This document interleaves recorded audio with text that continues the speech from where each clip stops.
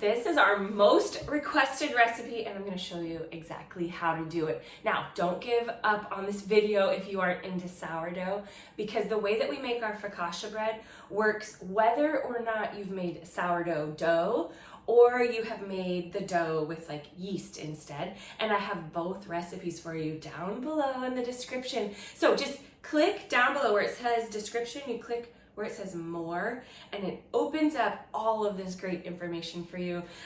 The recipes, it's gonna take you to our blog, which is easier to print the recipe out, or you can just read what all the ratios are. So whether or not you are using sourdough dough, I'm gonna show you how to make our most favorite focaccia bread.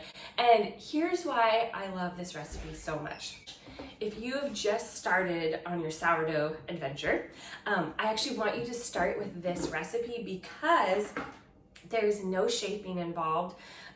There's no baskets needed. You can use a 9x13 glass baking pan, you could use a metal pan, you could use a Dutch oven. It doesn't matter what you bake it in.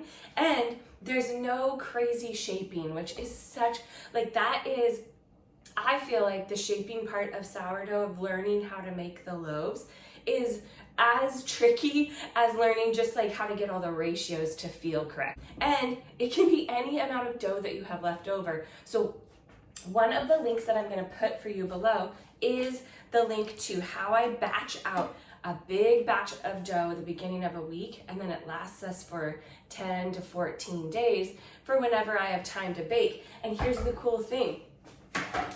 Let's say your friends are coming over for dinner or your family coming over for dinner, and you're like, oh, I wanted to make some fresh bread, but I don't really have time for the shaping and proofing and all of that. Make focaccia bread. It's so simple. Okay, here's what you're gonna do. You're gonna take your dough out of your bin that was in your fridge. I was weighing it just because I wanted to be able to tell you exactly how much this was. This is about 600 grams. To fully fill a 9x13 pan, you're going to need somewhere between 600 to 800.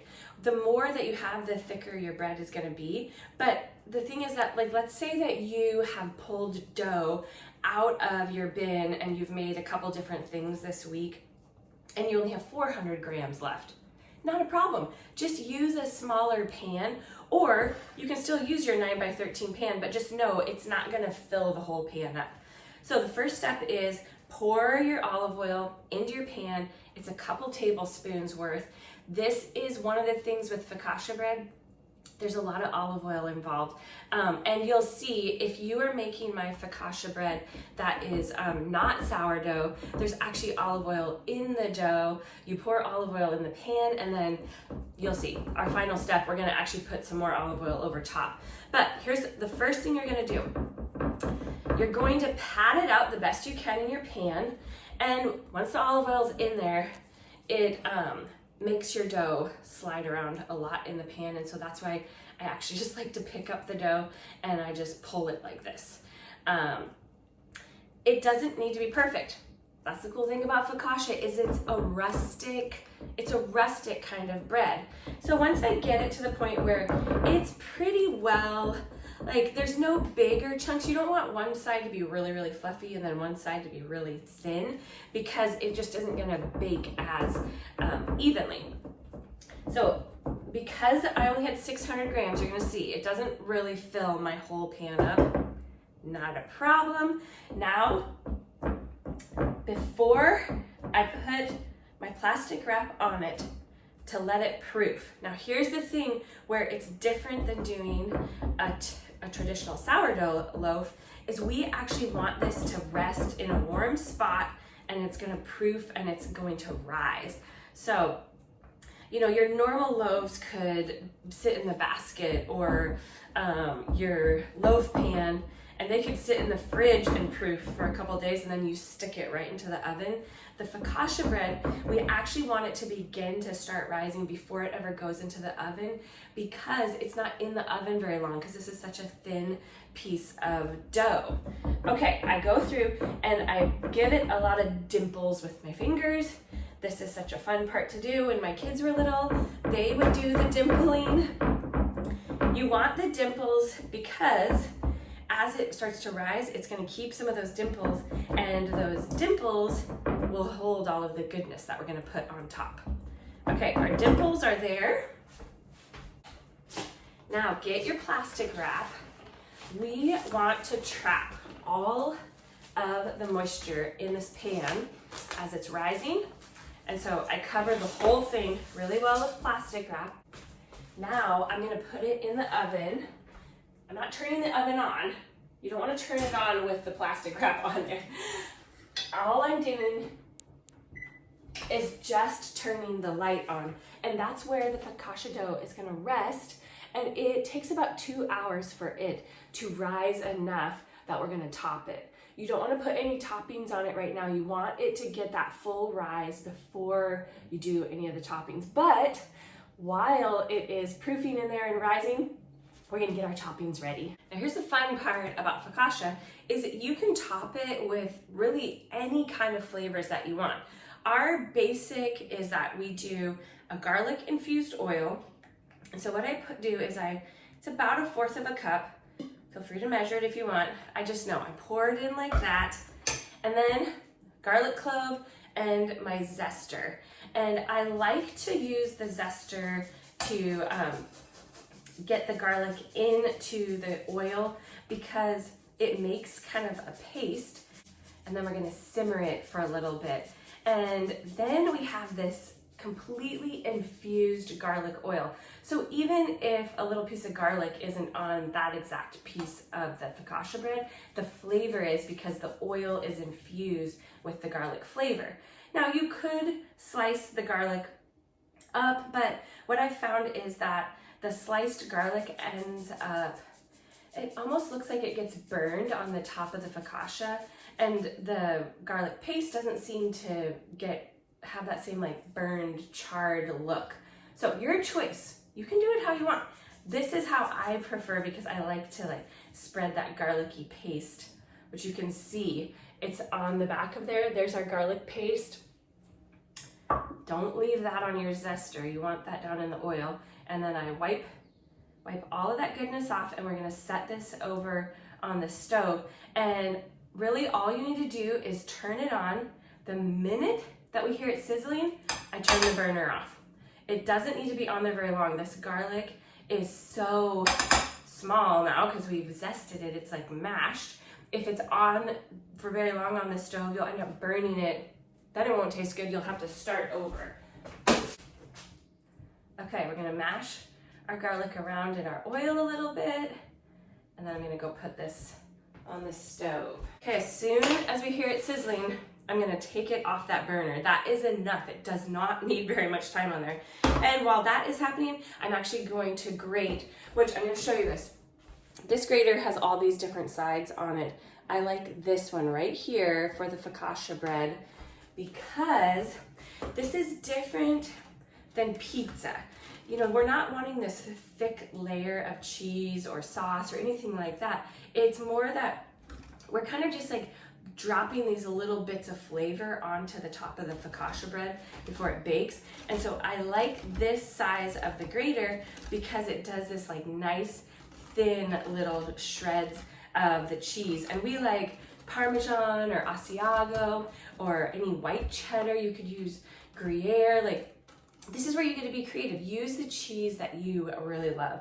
Sometimes I'll do like a sliced up black Kalamata olive. You could do roasted red peppers on it. Sky's the limit, whatever you want to put on it. But what I do is basically once it is in the oven, proofing and rising, I get all of the toppings ready and then they're just ready to go. The other thing I'm gonna pull out is we have like a nice Italian seasoning. If you are making your dough only for focaccia bread, so let's say you weren't going to do a big batch of dough and just use part of it, if you're making it just for focaccia bread, then you can actually put the Italian seasonings into the bread during your final stretch and fold or while you're mixing up that yeasted dough, because then those seasonings get infused into the bread. I don't put them into our sourdough because I do this big batch and then we use that big batch for all sorts of different things. we will make sandwich loaves with it, or I'll do a rustic loaf, or I'll do a rustic loaf with cheese in it. And so I leave our big batch of dough plain and basic so that we have the freedom that we could make it sweet, we could make it savory, but if you're making yours only for focaccia bread, go ahead, throw those Italian seasonings into the dough.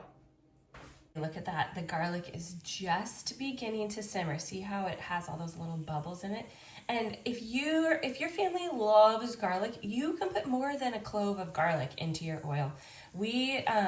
This is the amount we like, so this is where you get to make it your own. But the minute it begins to simmer like that, I take it off of the burner because we don't want to scald our garlic. And the nice thing is that this oil is now gonna rest until our bread is proofed, so it has a lot of time for all of those flavors and the garlic oil to infuse the olive oil, so that when we pour this over our focaccia bread, it's going to give it so much good flavor. The dough has been rising. Let me show you. It's all puffy and soft, and you'll see there's a little bit of olive oil in the corners of the pan. That's okay. It's gonna help sizzle up those edge crusts. Let's take all of these toppings that we got prepped and let's drizzle it over the top of the focaccia. I am really careful at this point. I don't want to be pushing on the dough because at this point it has been spending all of that time rising and I don't want to push any of that rise out. So this is where this type of bread is very different than other types of sourdough loaves, because all of those other sourdough loaves, you are literally squeezing them like crazy so that you can get tension. This one, we don't want tension. We want it to actually rise. And you can see there's a lot of oil on there. And I have more cheese here than I need. I probably do like around 1/3 of a cup of finely grated cheese. This is a sharp cheddar that I'm gonna put on here, but it's just a little topping. And I'm gonna do, this is a seasoning mix that we found, which I found it randomly at a local store, but I've been having a hard time finding it again. So if I can find the link, I will put it here in the video. But I just top it with that, and then we gotta do some cracks of coarse salt, and I just kind of go down the bread. Now this focaccia is ready to go into the oven, and it's gonna bake at 425 for 18 to 20-ish minutes until the top looks golden. And here it is. Okay, check it at 18 minutes and then don't go very far because I feel like it goes from being pale to toasted and done so fast. And then I actually get it out of the pan, if it'll come out. Sometimes it wants to stick there we go. I get it out of the pan so that it's not sitting in any of that extra olive oil, but don't get rid of the olive oil that's in here. I'm gonna let it cool for a little bit. I like to pour it into a little dish with some balsamic vinegar, and then people can actually like dip the focaccia bread in there if they want. Well, I can't let you go without seeing what it looks like. So here's how I like to cut it. I cut it down the middle, so it has 2 halves. And look at this nice fluffy dough. Oh, it's delicious. And then I cut it into strips, and it's nice and soft. It's gonna be so good with the soup, or serve it with salad or some grilled meat. I fill up bread baskets with this, and then sometimes we will even do like charcuterie boards with the focaccia on there and fresh bruschetta, and then everybody can just top theirs with whatever they want. And now you're ready. You're ready to go serve dinner or have it with soup, and look at how fluffy it is.